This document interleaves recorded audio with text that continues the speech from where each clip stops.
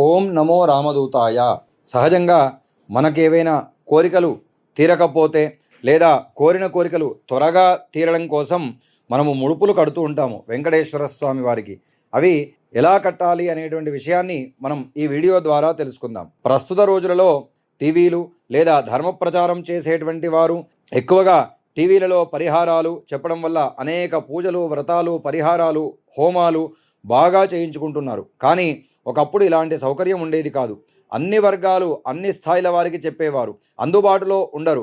అప్పటికిలో కానీ ఇప్పటికీ కానీ పిలిస్తే పలికే కలియుగ దైవం, కోట్లాది భక్తులకు ఇలవేలుపు అయినటువంటి, ఆపద మొక్కులవాడు అయినటువంటి, అనాథ రక్షకుడైనటువంటి, కొలిచిన వారికి కొంగు బంగారమైన శ్రీనివాసుడే కష్టంలో కడుతీర్చేటువంటి దైవం అని వారి కోరికలు చెప్పుకొని ముడుపు కట్టేటువంటి వారు.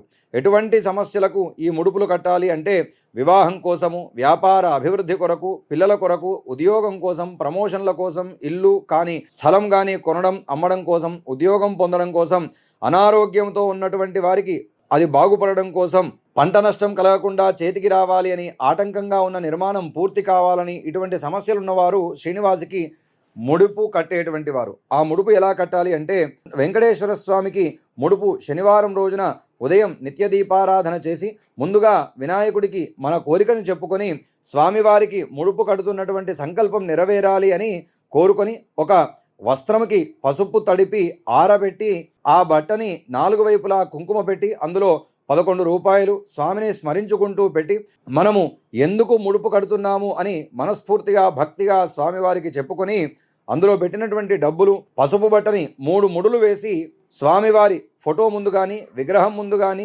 ఆలయంలో కానీ ఉంచాలి.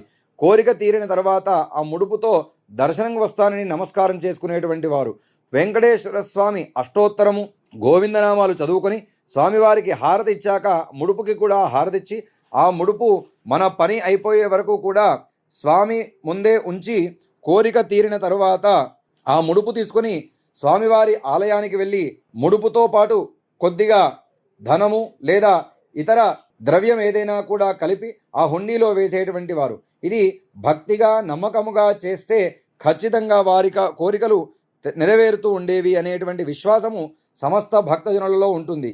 కాబట్టి ఈ రకంగా శ్రద్ధాభక్తులతో చేసుకోవాలి అనేటువంటి విషయాన్ని తెలియజేస్తూ ఓం నమో రామదూతాయ.